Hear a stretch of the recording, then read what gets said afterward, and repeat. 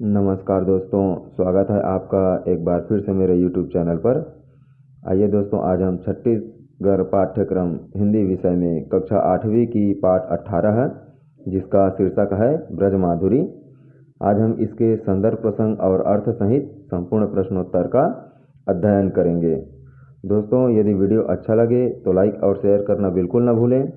साथ ही यदि आप हमारे YouTube चैनल पर पहली बार आए हैं तो हमारे चैनल को सब्सक्राइब जरूर करें और बगल में दिए गए बेल आइकन को दबा दें। आइए दोस्तों, अब हम ज़्यादा समय न गंवाते हुए वीडियो प्रारंभ करते हैं। पहला है, चीतय चीतय चारों ओर चौकी चौकी परै त्यों ही, जहाँ तहाँ जब तब खटकत पात है, भाजन सो चाहत गंवार ग्वालिनी के कछु, डरनी डराने से उठाने रोम गात है, कहे पद्माकर सुदेखी दशा मोहन की, शेष हूँ महेश हूँ सुरेश हूँ सिहात है, एक पाए भीत एक पाए मीत कांधे धरे, एक हाथ छीको एक हाथ दधी खात है। दोस्तों, इस प्रकार जो कविता है उसे आप शुरुआत का एक लाइन लिखेंगे क्रमांक 1 दे करके, चीता चीता चारों ओर, और फिर डेश डेश कर करके दूसरे लाइन के लास्ट की ओर लिखेंगे एक हाथ दधी खात है। इसका संदर्भ है दोस्तों, प्रस्तुत पद्यांश हमारी पाठ्य पुस्तक छत्तीसगढ़ भारती के पाठ 18 ब्रजमाधुरी नामक पाठ से लिया गया है। इसके कवि पद्माकर जी हैं और इसका प्रसंग होगा। इस पद्यांश में कवि ने बालक कृष्ण द्वारा दही चुराने की घटना का सुंदर चित्रण किया है। इसका अर्थ अर्थात व्याख्या है दोस्तों, भगवान श्री कृष्ण अपने बाल सखाओं के साथ किसी ग्वालिन के घर दही चुराने जाते हैं। वे दही चुराने के लिए बड़ी सतर्कता के साथ आगे बढ़ते हैं, किंतु जब भी कहीं कोई एक छोटा सा पल्लव अर्थात पत्ता भी खड़कता है तो सभी चौंक कर चारों ओर देखने लगते हैं। इसी बीच गांव की एक ग्वालिन उन्हें किसी चीज का भय बताकर डरा देती है।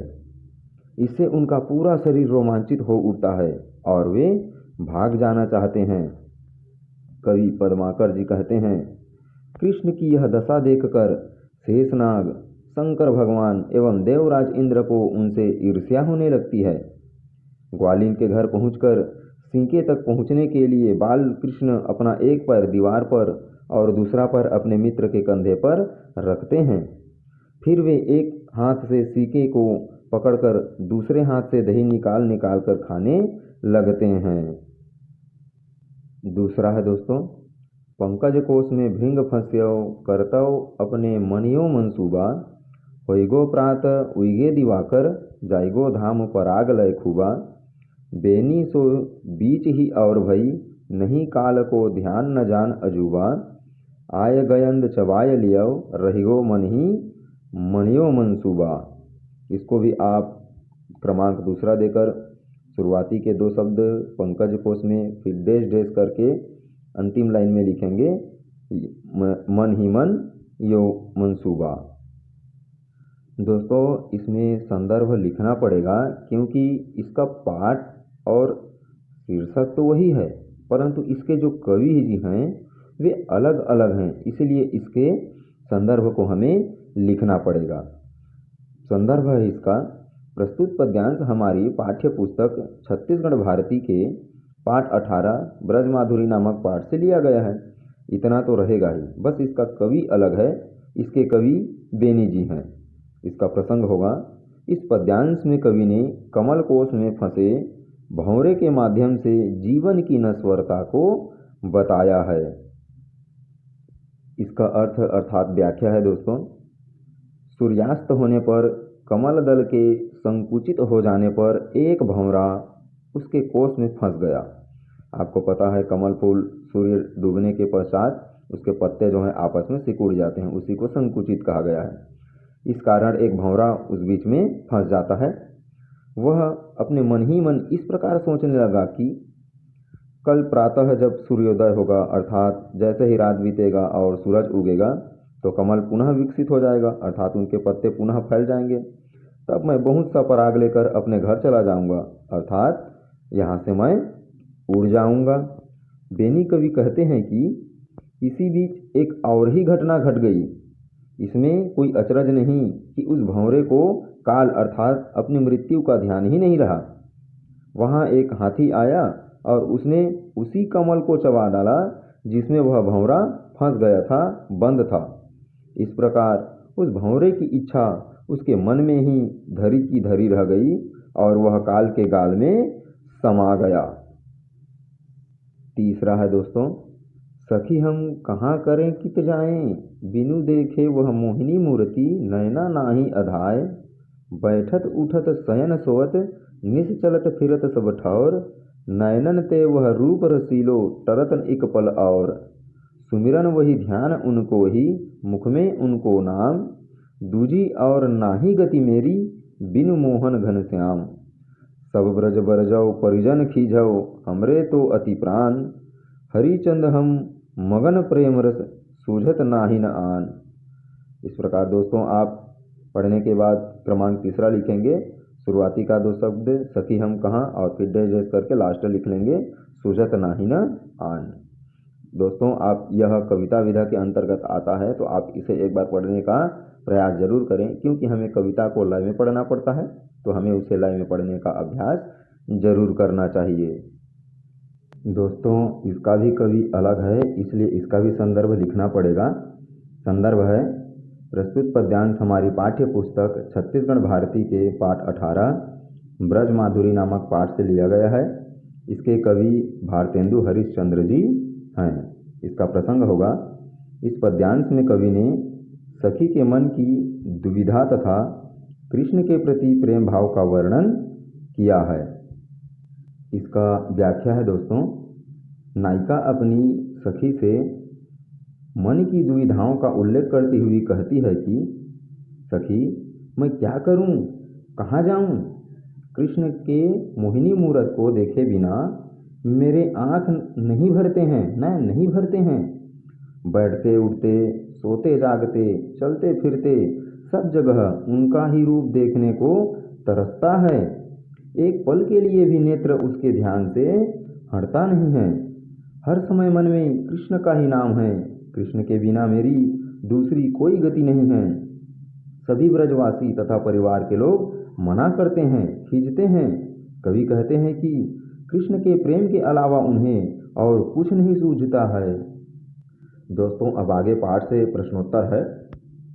पहला है, चीता चीता चारों ओर, इस छंद में कौन बार बार चौंक कर इधर उधर देख रहा है और क्यों देख रहा है? इसका उत्तर है, चीता चीता चारों ओर इस छंद में बालक श्री कृष्ण बार बार चौंक कर इधर उधर देख रहे हैं, क्योंकि उसे पत्तों के खड़कने की आवाज़ सुनाई देती है। प्रश्न दूसरा है, कमल में भंवरा कैसे बंद हो गया? उत्तर है, भंवरा कमल कोष में बैठकर पराग को खा रहा था। उसी बीच अर्थात तभी सूर्यास्त हो गया और कमल दल सिमट गए। इस प्रकार भंवरा कमल में बंद हो गया। प्रश्न तीसरा है, कमल कोष में बंद भंवरा मन ही मन क्या सोच रहा था? उत्तर है, कमल में बंद भंवरा मन ही मन सोच रहा था कि जैसे ही कल प्रातः सूर्योदय होने पर जब यह कमल दल पुनः खिलेगा, तब मैं बहुत सा पराग लेकर अपने घर को चला जाऊंगा। प्रश्न चौथा है, भंवरे की इच्छाओं का अंत कैसे हुआ? उत्तर, कमल में बंद भंवरे को कमल सहित एक हाथी ने चबा लिया। इस प्रकार भंवरे के साथ ही उसकी इच्छाओं का अंत हो गया। दोस्तों यहाँ पर भारे हो गया है, उसे आप सुधार लेंगे। प्रश्न पांचवा है, नैन अघाने का क्या आशय है? उत्तर, नैन अघाने का अर्थ आँख की तृप्त होना है, अर्थात प्यास बुझ जाना है। प्रश्न छठवां है, नायिका अपनी सखी से मन की किन दुविधाओं का उल्लेख करती है? उत्तर है, नायिका अपनी सखी से मन की दुविधाओं का उल्लेख करती हुई कहती है कि सखी मैं क्या करूं, कहाँ जाऊं, कृष्ण को देखे बिना मेरे नयन नहीं होते। बैठते उठते जागते चलते फिरते सब जगह उनका रूप ही देखने को तरसता है। हर समय मन में उनका मुख और नाम रहता है। घनश्याम के बिना मेरी दूसरी कोई गति नहीं है। प्रश्न सातवां है दोस्तों, भाव स्पष्ट करना है। सुमिरन वही ध्यान उनको ही, मुख में उनको नाम, दूजी और नाही गति मेरी, बिनु मोहन घनश्याम। इसका भाव है, मेरे मन में, मेरे ध्यान में सिर्फ कृष्ण का ही नाम है, कृष्ण के बिना मेरी दूसरी कोई गति नहीं है। इसके बाद दोस्तों अगला प्रश्न पाठ से आगे का है। पहला है, भंवरे के मन में ढेर सारी इच्छाएं थीं जो अगले पल में ध्वस्त हो गई। हमारे मन में भी ढेर सारी इच्छाएं जन्म लेती है पर वे पूर्ण नहीं हो पाती, क्यों? उत्तर है, हमारे मन में भी अनेक प्रकार की इच्छाएं होती है। कभी कभी परिस्थिति के कारण यह पूरा नहीं हो पाती, तो कभी हमारे लक्ष्य से भटक जाना भी बाधा उत्पन्न करती है, इस कारण पूरा नहीं हो पाता, और हम कभी अच्छे से प्रयास नहीं कर पाते। इन सब कारणों से हमारी इच्छाएं पूर्ण नहीं हो पाती है। यदि आपको लगता है कि इसमें कुछ और कारण है जिससे हमारी इच्छाएं पूरी नहीं हो पाती हैं, तो दोस्तों कमेंट बॉक्स में कमेंट जरूर करें, मुझे आपके कमेंट का इंतजार रहेगा। प्रश्न दूसरा है, बाल श्री कृष्ण की लीलाओं को आपने अपने बड़े बुजुर्गों से सुना और पुस्तकों में पढ़ा होगा। जो लीला आपको प्रभावित करती है उसे लिख कर कक्षा में सुनाइए। तो दोस्तों आपको जो अच्छा लगता है आप उसी को लिखिए। देखिए मुझे जो अच्छा लगा मैंने यहाँ पर लिखा है उत्तर में, बाल श्री कृष्ण की माखन चुराने की लीला, कंस को मारने की लीला हमें प्रभावित करती है। और भी हो सकता है, तो दोस्तों आप इसे साझा करने का कोशिश जरूर करें अपने दोस्तों के साथ। दोस्तों अगला प्रश्न भाषा से है।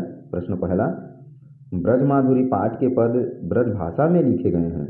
दोस्तों हिंदी भी अंग्रेजी की तरह कई प्रकार का होता है। खड़ी बोली, ब्रज भाषा, अवधी, मागधी, है ना, इस प्रकार से इसका भी अलग अलग होता है। ब्रज भाषा के निम्न शब्दों को छत्तीसगढ़ी में क्या कहते हैं, हमें इसे बताना है। यहाँ पर कुछ शब्द दिया गया है, उसे हमें छत्तीसगढ़ी में क्या कहा जाता है, इसे हमें अब समझिए, इसे रूपांतरण करना है। सिहात है, इसे कहा जाता है छत्तीसगढ़ी में ईर्खा करत है। कांधे को खांद, पाँव को गोड़ और मित को मितान कहा जाता है। आजुलों को आजले, कीत को कति, उरहानाओं को ठोली, होइगो को होही, प्रातः को बिहनिया, सखी को संगवारी, बरजाओ को बरजना, खीजाओ को खिसियाना और काह को काय शब्द कहा जाता है।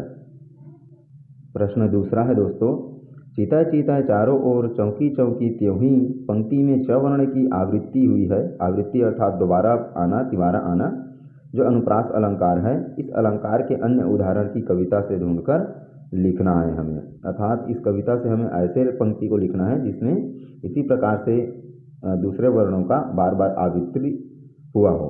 ऐसे आवृत्ति वाले वाक्य है। पहला, जहाँ तहाँ जब तब खटकत पात है। दूसरा है, रोस हूँ महेश हूँ सुरेश हूँ सिहात है, इसमें सवर्ण की आवृत्ति हुई है। बैठत उठत शयन सोवत निस चलत फिरत सब ठौर, इसमें ठ का, है ना, ऐसे ही स का आवृत्ति हुआ है। चौथा है, रहिगो मन ही मनियो मनसूबा, इसमें म वर्ण की आवृत्ति हुई है। प्रश्न तीसरा है, कुछ शब्द के दो या दो से अधिक अर्थ होते हैं, जिसे अनेकार्थी कहा जाता है, जो उसके संदर्भ के आधार पर अर्थगत भिन्नता रखते हैं। जैसे भाग शब्द का पहला अर्थ होगा भागना और दूसरा होगा हिस्सा।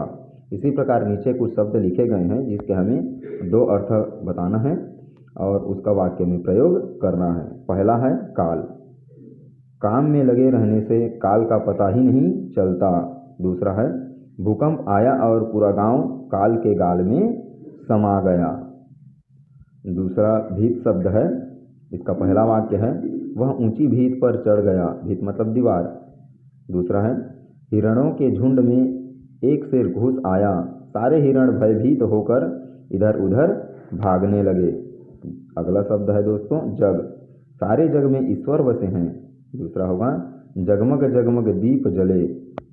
इसके बाद में है रोम शब्द, राधा के रोम रोम में श्री कृष्ण बसे हैं। दूसरा वाक्य है, रोम एक देश का नाम है। दोस्तों यदि वीडियो अच्छा लगे तो वीडियो को लाइक और शेयर करना बिल्कुल न भूलें। साथ ही यदि आप हमारे YouTube चैनल पर पहली बार आए हैं तो चैनल को सब्सक्राइब कर हमें सपोर्ट ज़रूर करें और अगले आने वाले वीडियो का सबसे पहला नोटिफिकेशन पाने के लिए बगल में दिए गए बेल आइकन को दबा दें। दोस्तों इसी प्रकार से आप छत्तीसगढ़ पाठ्यक्रम हिंदी विषय की कक्षा 5वीं और 8वीं के सारे वीडियोस देखने के लिए हमारे चैनल को सब्सक्राइब जरूर करें। अगला है घनश्याम। पहला वाक्य है, बारिश के समय बादल श्याम वर्ण के हो जाते हैं। दूसरा है, मीरा कहती है घनश्याम के सिवा मेरा कोई दूसरा गति नहीं है। अगला है आन। सभी को अपने आन मान की चिंता रहती है। अगला वाक्य है, मित अपने सहेली से आन मिलने को कहती है।